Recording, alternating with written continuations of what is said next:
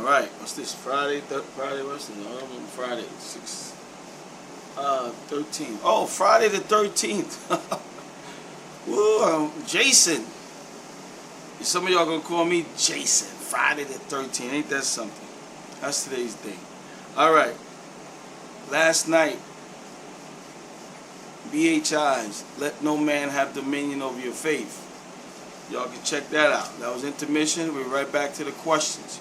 Right back to the questions. Something for you to think about. Something for you to think about in eschatology with all your teaching. BHIs, Black Hebrew YAHSHARALITEs, not eyes, YAHSHARALITE, coming from Daniel 9:19. The people call by my name, YAHSHARALITEs. For y'all who are still into the futurist eschatology and somebody has dominion over your faith, so you don't really want to change that. You don't want to get that up. So, I'm a little nervous on that one, and I can understand that. But we're going to have to keep going and plowing away, try to give you some encouragement to not to be fearing man or woman for that matter. Well, you don't have to worry about no woman in Hebrew camp, buddy. The point of the matter is, we're going to have to keep plowing. For the truth, for the praise of Yahuwah, through Yahusha by the Ruach HaKodesh. No man praise, no flesh, no diyah, none of that stuff. This is all praise done for Yahuwah. Now, some of y'all can say whatever about what I just said, etc. You have a right to do that. But the point of the matter is, we're going to have to keep asking y'all some questions in eschatology, because that's what these questions are about, not ecclesiology. And I asked some questions last night on ecclesiology. But then I looked at my notes that I had, I don't know, in May, about when I was going to talk to the Black Hebrew YAHSHARALITEs, and I've skipped over one, I believe, talking about the lost sheep. Uh-oh. So now I got to go back on top of the heaven and earth subject I ain't never got to. I got to go back and do about the lost sheep. And I'm out of work. That's the reason why you see me doing these YouTubes. I'd have been at work today, yesterday. So, I'm out of work at the moment. Hurt my knee a little bit here. So, now y'all say, man, I wish he'd get back to work. Shut up his mouth. But anyway, we're going to get right back at it on these questions. 214, we're on question 131. There we go. These are all the questions you can have to. You ain't never heard nobody ask you no 214 questions. I don't care what you say about a subject you believe. Ain't nobody never asked nobody no 214 questions about a subject, one, on what they believe. Nobody, I don't believe, never did that. My. But it probably takes 414. No, I believe 214 is more than enough to have them eyeballs and that brain to go, wait a minute, wait a second. That doesn't make a little sense, and that doesn't make no sense. And how can this be if this says this? And, this is the purpose of this. For the Hebrew laity in the awakening and movement to question and think. That's the purpose I'm doing these questions. I ain't condemning nobody. I ain't getting self-righteous and full preterism, and I use that word. I hate. I don't even like using it amongst the preterists, because we know it ain't in Scripture. And by the way, for the 50,000th time, there's no such thing as full futurism, and futurism to 2019 neither. So don't get all whatever. Just trying to be fair. Oh boy. But anyway, let's get to 131. Already 3 minutes. At least I went quicker this time. Running my mouth. 131. Land promises. Oh, look what I'm starting out 131 with land promises.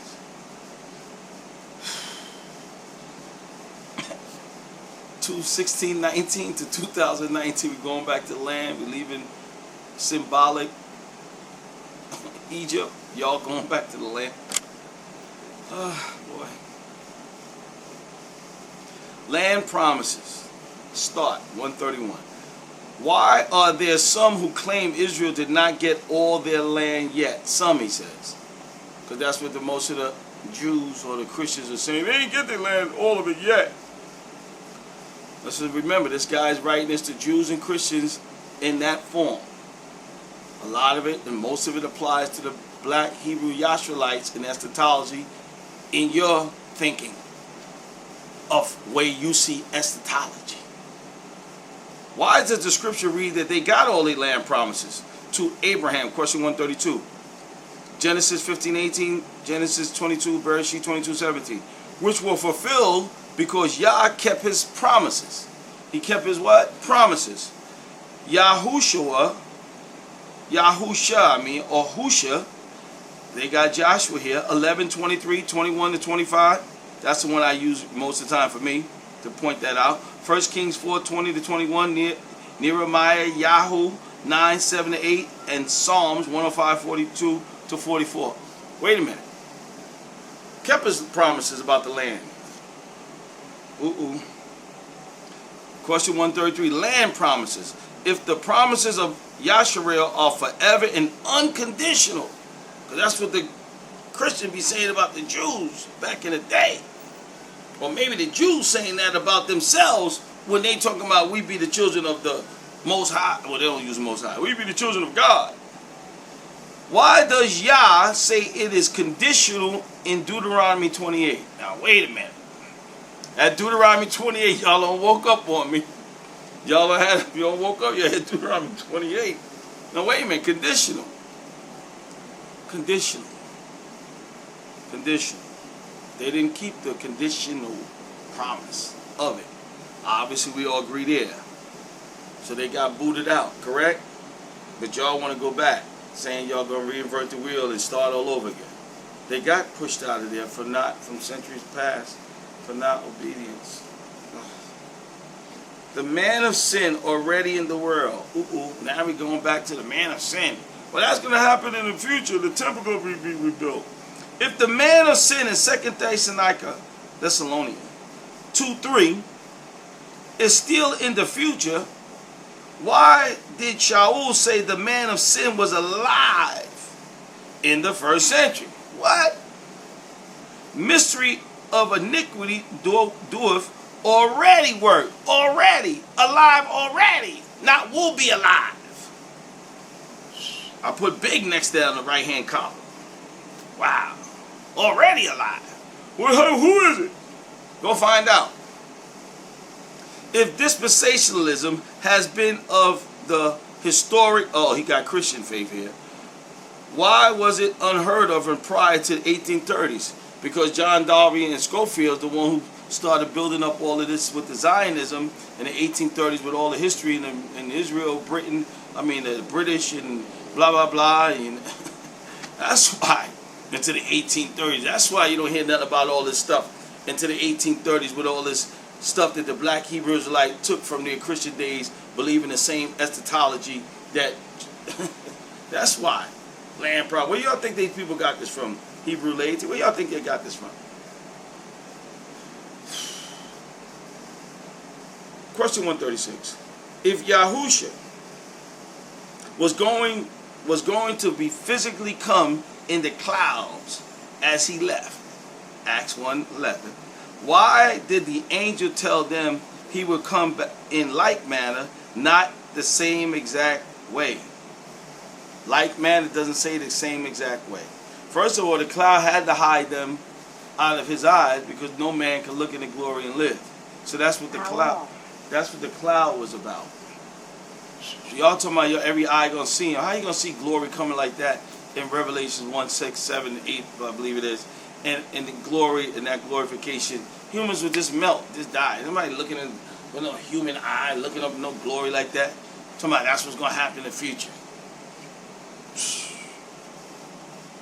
He said, let me just keep going. Question 137, Acts 11, same question, same category. If the angel told the men of Galilee that they would see Yahushua coming in like manner, Acts 1:11, then does that mean he came while the men of Galilee were still alive in the first century? Y'all, ain't no men of Galilee. Some of us don't even know what Galilee is. I don't even know where it is. But the men of Galilee was the one standing there. But y'all talking about that's us now. We the ones standing there. Y'all ain't seen him leave. You don't know nothing. You don't know nothing. All you do is read in Acts. And then people being teaching you. And then they tell you that's going to happen in the future. Because we see him. We know that he's going to come in like manner. But you ain't see him go. So doesn't that mean what he's saying here? That the men of Galilee have to see him come in like manner? The men of Galilee who seen him leave? Oh, shut up. Just leave that. Move out the way. You don't make no sense. Revelations 1:30. I mean, listen, it's Revelation 31. I ain't even tired. I'm saying Revelation 1:38. Question 130. If Yochanan told the 7 churches in Asia, behold, he cometh with clouds. Uh-oh, there we go. That's right. And every eye shall see him. Look, I didn't even know this was coming up. Also, those who pierced him, Revelation 1:7. I just said that. Does that mean that those who killed Yahusha would be alive when Yahusha returned? Does that mean that every eye that those that pierced him, it's got to be alive when he come back? Y'all talking about, they tell us in Christianity, they told me, we pierce him symbolically. This piercing comes from Zechariah. The piercing was prophesied. And it was fulfilled in the book of Revelations. But now y'all want to make Revelations be fulfilled in 2000 and whenever. And Zechariah was filled in Revelations. Something for y'all to think about. Question 139, temple question. If Yah was going to go back to animal sacrifice, I don't know if it's about some of you BHIs. I know y'all, hopefully all y'all don't believe this. Please don't tell me y'all believe this. Because some of them Jews believe this.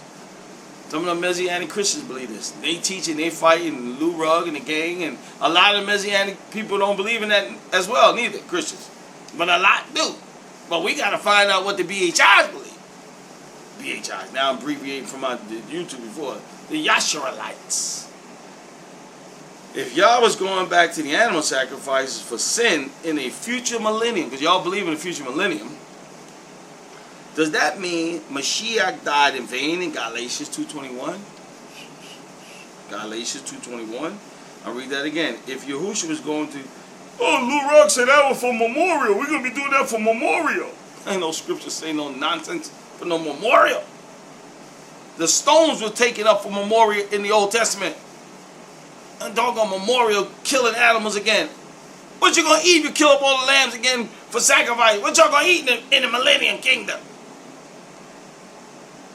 Oh, you have a Daniel diet. If Yahushua was going back to the animal sacrifice for sin in the future millennium, does that mean that Mashiach died in vain? Galatians 2:21. Let me keep moving here. Time moving already. 140. If this generation, I know y'all tired of hearing my mouth with this one. If every scripture meant to the people Yahushua was speaking to and about, then how can this generation of Matthew 24:34 be talking about people thousands of years later? Question mark. So where's the spin doctor? He's getting his suitcase ready. Literal questions. 141. If prophetic language is literal, he capitalized literal. Does that mean Mount Sinai melted at the presence of the Lord, he got here, of Yahuwah? No, he's got a little L-O-R-D. So that has to be Yahuwah. But that's, the little L-O-R-D represents Jesus for them. But the capital L, capital O, capital R, capital D represents the Father. And they put capital. Since the hills melted at the presence of the Lord, Nahum 1:5. Is that literal? Did the hills literally melt? In Nahum 1:5 says the scripture in prophetic language has to be literal. Did that happen literal? Something for y'all to think about when we get to this heaven and earth stuff down the road. Question 142. If there's no more sun in the new heaven and earth, that's a goodie probably. Does that mean that Yahuwah's name does not endure forever? Psalms 72:17. If there's no more sun in the new heaven and new earth, does that mean they got the Lord's here? Yahuwah's name does not, or Yahusha, I'm not sure what he mean. He's got the little L-O-R-D here. Mean name, does that not endure? Does that mean the name does not endure forever? Psalm 72:17. This Lord stuff tumbling up my tongue. Nonsense. Question 143. If there's no more moon, same question as 142, in the new heaven and new earth, why does Yeshayahu 66:23 says, all flesh will worship Yah from the new moon to another. But in the new heaven and earth it says no more moon. But this Yeshayahu saying from the new moon they worship 66:23. Uh-oh. That new heaven and earth stuff coming up. Wow. Question 140. No, let me see. Yeah, question 144. If the prophetic language is literal, why did none of the cosmetic events described in Yeshayahu 13, that's going to be with the heaven and earth stuff, literally happened when it was fulfilled according to Daniel chapter 5? Why that didn't happen with the prophetic language in Yeshayahu chapter 13 was fulfilled in Daniel chapter 5? Why was that literal?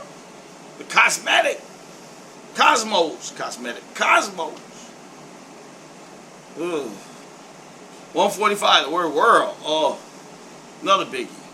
If the whole world in Scripture means every single person on the globe, did Shaul say that the people from the North, South America, Antarctic, Asia, Africa spoke about the faith of the first century, Romans 1:8? So all these people spoke about the faith of the people in Romans 1:8, since the whole world has to mean the whole entire globe. Ooh, wow. 146. If caught up in 1 Thessalonians 4:17 means Yahushua will physically take the church, but remember he's talking to Christians, out of the planet Earth, did the man mentioned in 2 Corinthians 12 also physically fly off the planet Earth when he says he was caught up? Okay, so this guy obviously on this particular 146, he don't believe in being catching away, etc. He does not agree with that. He has a right to agree with that. I mean, disagree with that. He doesn't agree with the snatching of dispensation, but the dispensation snatching of is not the scriptural catching away what it says in a 7-year period and then they take it and some are left. No. That's all 1800 dispensationalism, made up John Darby, Schofield, Christianity, bang bang. Question 147. No last days question. 147. If the resurrection is on the last day, because that's what y'all quote, the Christians quote that for sure, Yochanan 11:24. But the Yehudian age has no last day, and that's really the Mashiach age, not Christian age. There's no such thing as Christian age. For you Christians that peeking, there's no such thing as a Christian age. But the Mashiach's age has no last days, Ephesians 3:21. Then when is the resurrection?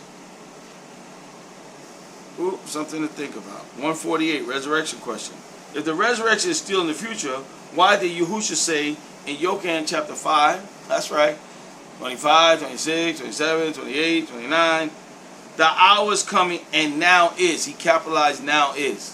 Now is for nothing, because now didn't happen, the resurrection. For now is nothing in Scripture. Nothing! Because it didn't happen. When the dead shall hear, the voice of the Son of Yah, your God here, and they that hear shall live. And now is. Yochanan 5:25, 2019 years ago.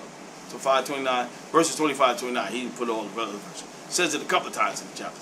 Yochanan 5:29, resurrection. That didn't happen yet. He said, but now is. Y'all just say, y'all put your highlight out, take your highlight, white it out. Bam. That's it. Eliminate it. Question 149. If the resurrection is still in the future, why did Daniel say, Daniel, I put big next to this, major. That's right. It will be fulfilled when the power of the Kadesh people was completely shattered, which can only be Jerusalem's destruction in 70 AD or 67 to 70 AD. The power of the Kadesh people, the Yehudim of old, first century, prophesied from Daniel to the first century, and y'all saying the resurrection that hasn't happened. Just denying the scripture and don't know nothing about Daniel chapter 12 verses 1 and 2. Something wrong. Something wrong with the picture. Read the question for you to think. If death is physical and spiritual, by the way, why does Shaul say death is of sin and the law in 1 Corinthians 15:56? Wow, my friend Pete would have a boy. Pete would be jumping from here. BDO, you be jumping from here to high heaven on 1 Corinthians 15:56. corporate body view terminology right here, video. I think it's a corporate body view in preterism. Death is of the 1 Corinthians of the law. That's the death you're talking about. Video of driving, almost crashed, almost went off the road. Here in 1 Corinthians 15:56. What death are you talking about? Phantom. Let me get back focused. Death again, 3 in a row. Oh man, Phantom gonna be going nuts. If death is physical, why does Yahushua say those who live and believe in him will never die? 52. If death is not physical, then how can the resurrection which redeems us from death be physical?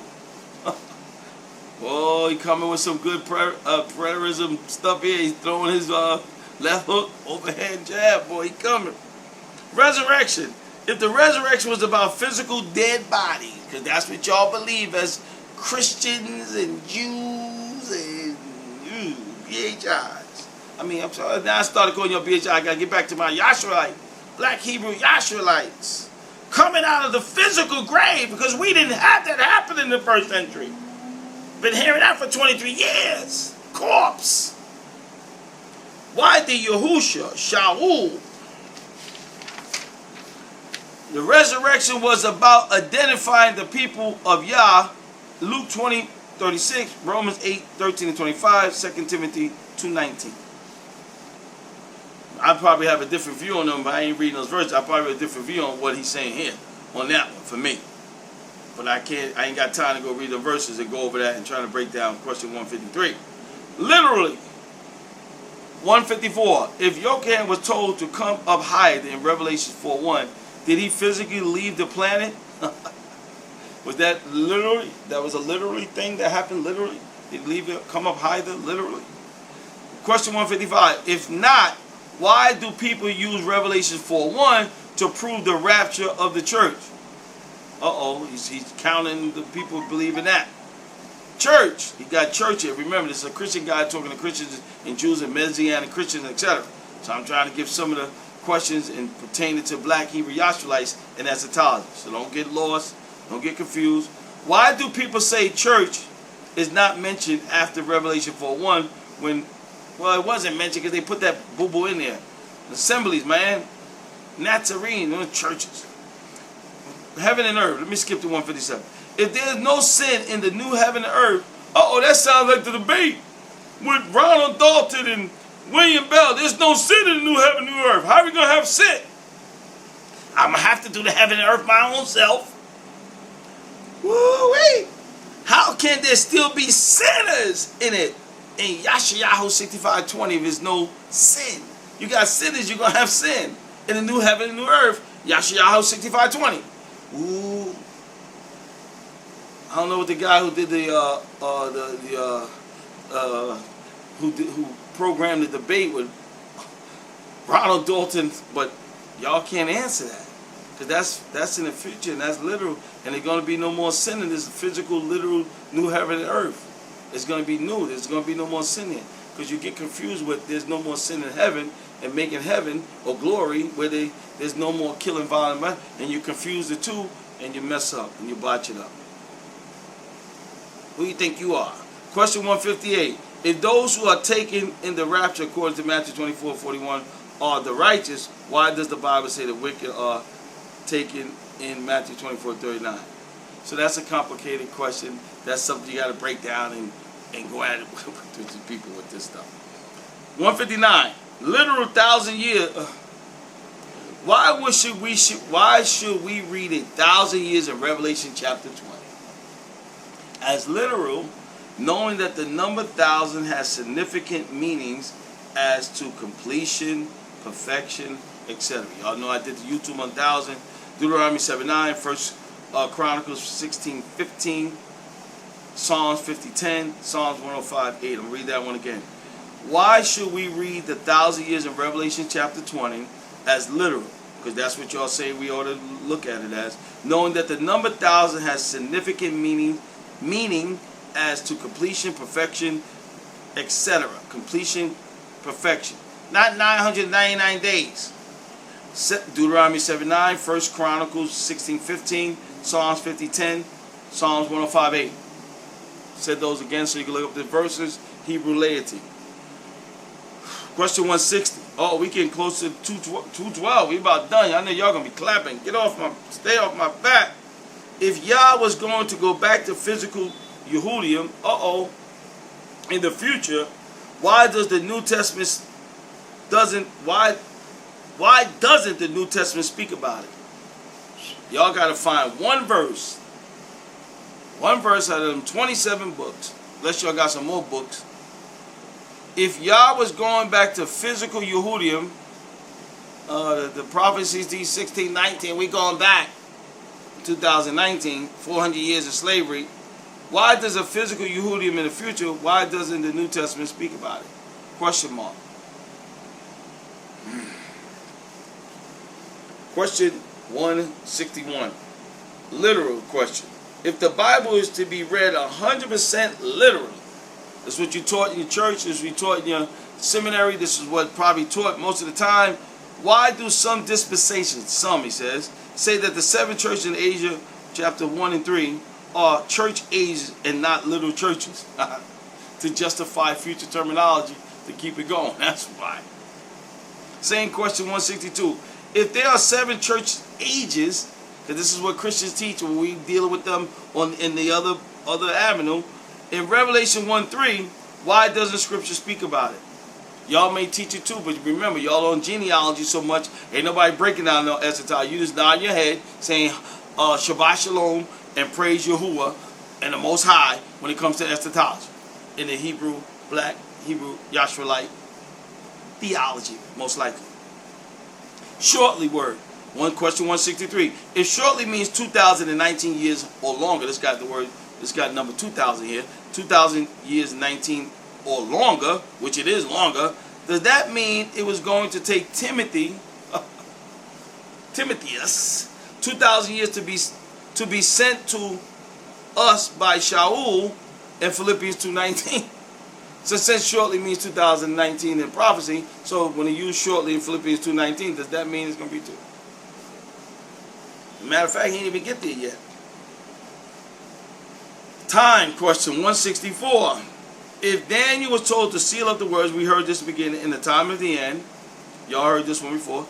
Daniel 12:4 and 9. And Yahusha quoted, unseal Daniel 12:1 and 8. Wouldn't that mean the time of the end was in the 1st century?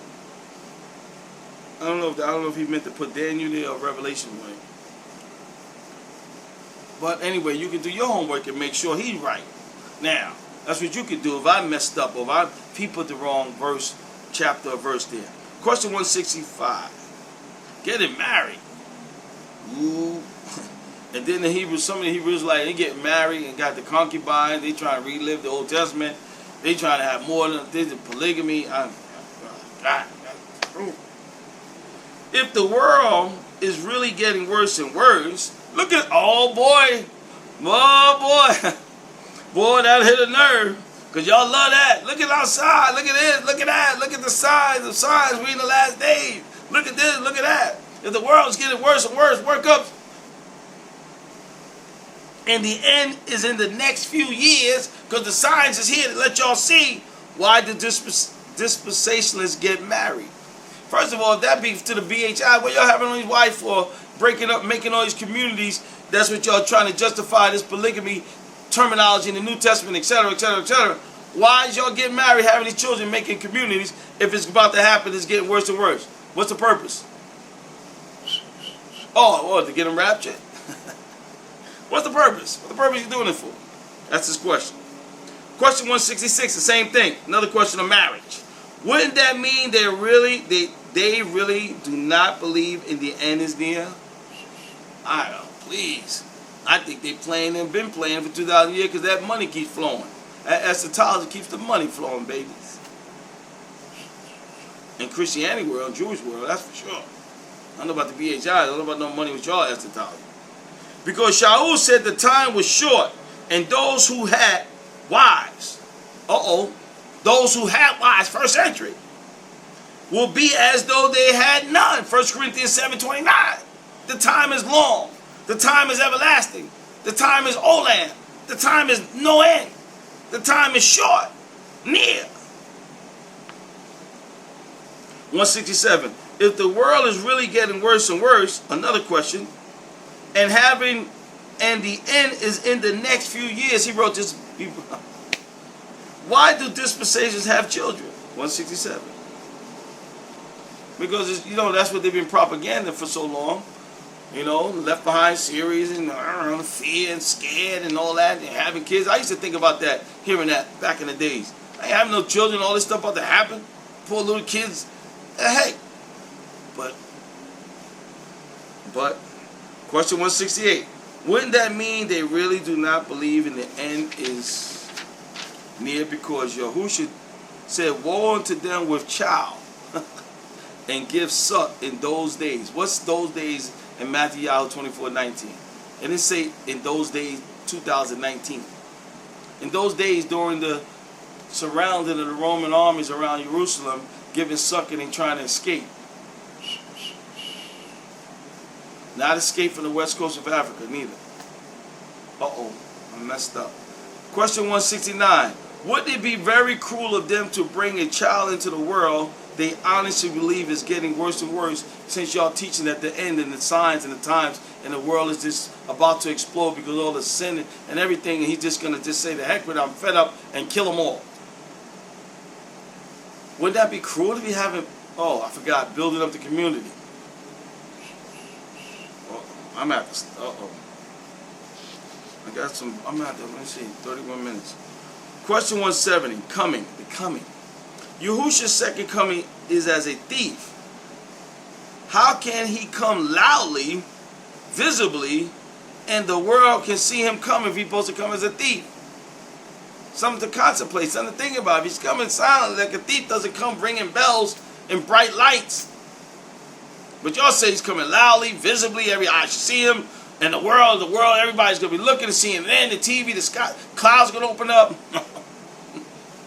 Laughing out loud, I put next to that, right, when I read these questions back in the day. I didn't read these questions before I started this YouTube, people. I'm just reading them as I'm reading them as y'all, I'm reading them in the YouTube. I didn't read these. I read it before. I got the comments on it before, but I didn't read this last night or this morning or whatever. I'm reading it right now. Coming again. We got 3 more coming verses. Second coming, second coming. It says in Hebrew, second time. I don't see no second coming in no verses nowhere. Question 171. Would a thief come as quietly as they could, so nobody knew he came except the people he warned prior to his coming? Question mark. 171. The world will see me no more, but you shall. The world shall not see me no more, but the whole world's going to see him according to y'all. Why would he come to the whole world? Romans wasn't thinking about him being resurrected and coming back. He ain't telling no Romans he was coming back in the sense of the Roman army and such and such. What the heck he working with the world? Question 172. If Yahushua's second coming is as a thief, would that mean that nobody knew he came, since nobody knows when a professional thief has come in the night? So a professional thief gives a warning they're coming? A professional thief gives a sign that he's going to come? A thief? Question 173. All these are the same. 170, 171, 172, 173. If nobody knew that Yahushua came except his followers, Yochanan 14:22-23, wouldn't it be very possible, he's asking a question here, that the world didn't know he came at all? That's questions we've been asking them in Christian world, but that's not in their logic.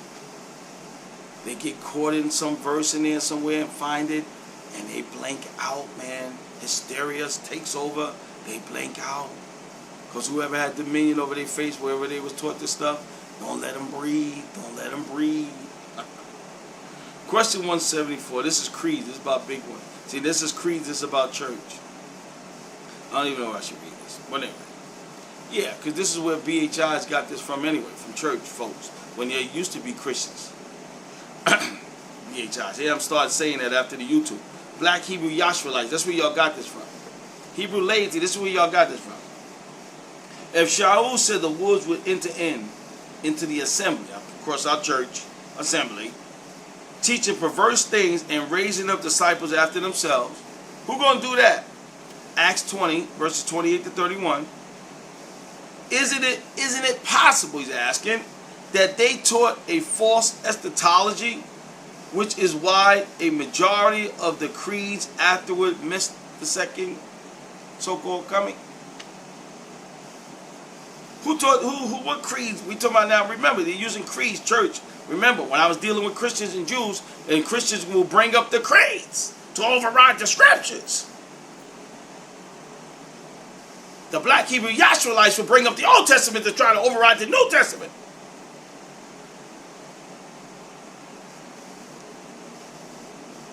Abraham be our father. Question 175. Question 175. My son, doggone it. If Yahusha in the first century missed the first coming of Yahusha because of their ignorance, the Yehudi missed the first coming. They didn't understand what was going on about it. No, he's talking about Jews here because he really meant Jews. He meant Jews here because they talking about he never came to Jews. I mean, Yeshua has not came yet. Of their ignorance of the scripture of Mark 12:24, isn't it entirely impossible that the Christians, he's talking about, I have to use them there because that makes sense on what the question is, living in the 21st century had missed the second coming of Yahusha by the same reason? Oh my gosh. Wasn't no Jews in the first century. The Yehudim missed the first time understanding of the nature because they wanted a physical kingdom set up. I'll try to clear this up. So the people living today in our day misunderstood the second the parasua of him because they wanted a physical. So they mixed up the beginning, then they mixed up the parasua, the return, and that's why they can't put the puzzle together. Question 176. Why would the gate of the New Jerusalem be left open? Good question. If everything outside the city is destroyed, Revelation 21 and chapter 25, or Revelation 21, verse 25. That's an excellent question. I got big, good. That's right. That's right. It's something for you to contemplate on. Think about. Why would the gates of the New Jerusalem be left open? If everything outside the city is destroyed, when he comes back, he's going to blow the planet up. Second Kepha. Man, that's some good stuff right there. New Jerusalem again, 177. If everyone outside the gates were burned up, and there is nobody left alive outside these gates, why are there people still entering through the gates in the city after the New Jerusalem comes down, by the way, and not land on earth, from heaven? Revelation 21:24 don't say nothing about landing on the earth, the spaceship. That's some good stuff. Both of them I put big and good back in the days. Some great questions for you to contemplate and think about in your Hebrew laity, in your mores teaching on we live in the last days. And whoever your favorite genealogy expositors are. Come on, people, let's get this thing right. If the resurrection is physical, why did Yahushua say those who are resurrected are like the angels of heaven? Matthew 22:30. Ain't no angel got no physical resurrection, whatever.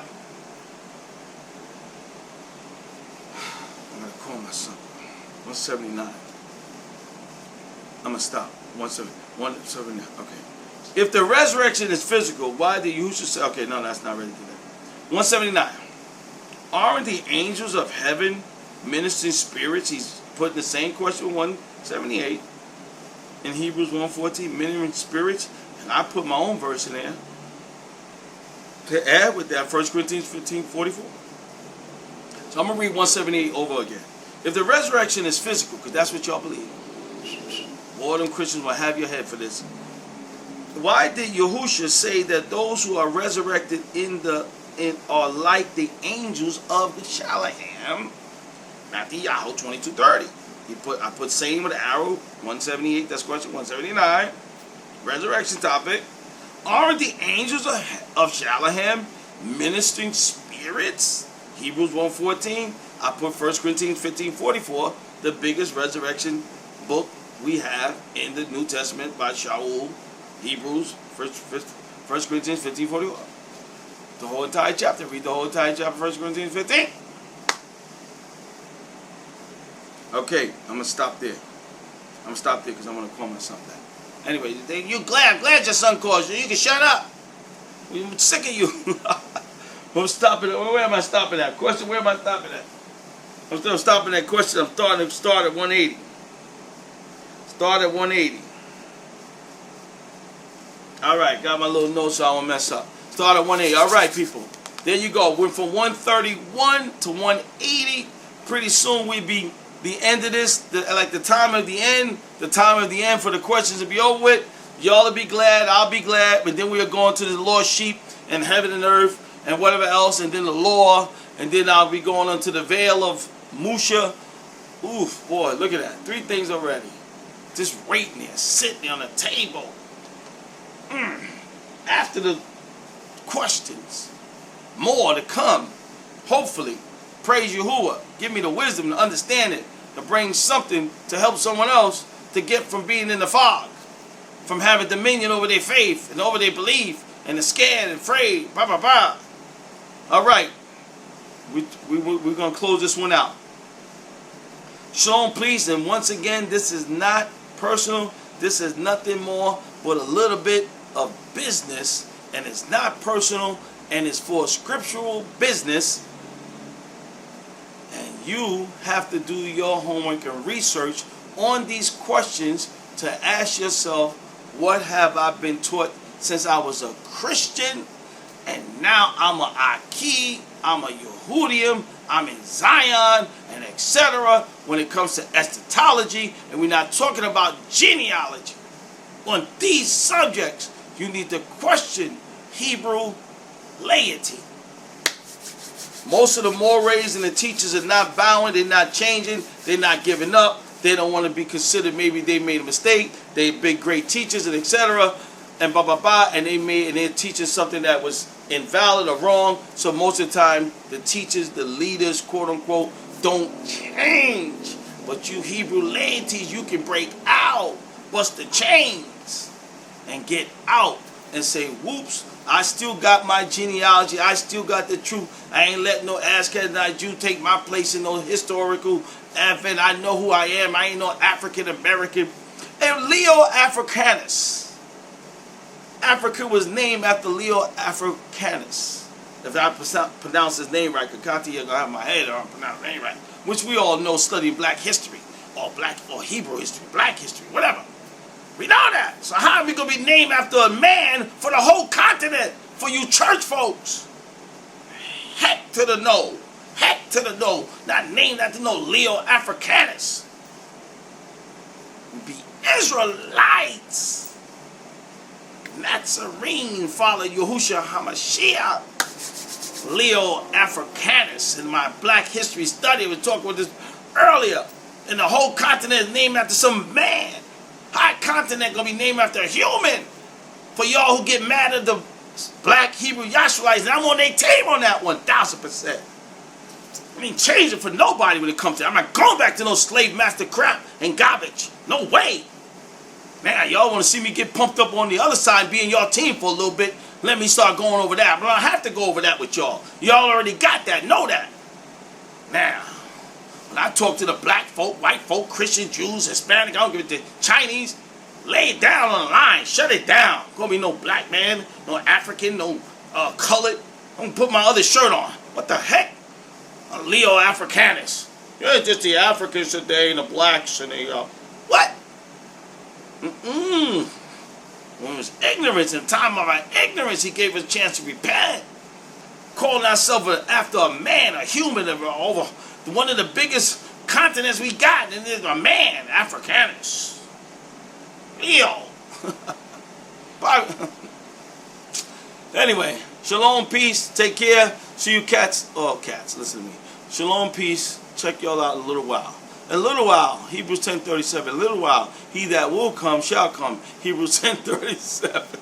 Y'all take care, man. See y'all in a little while.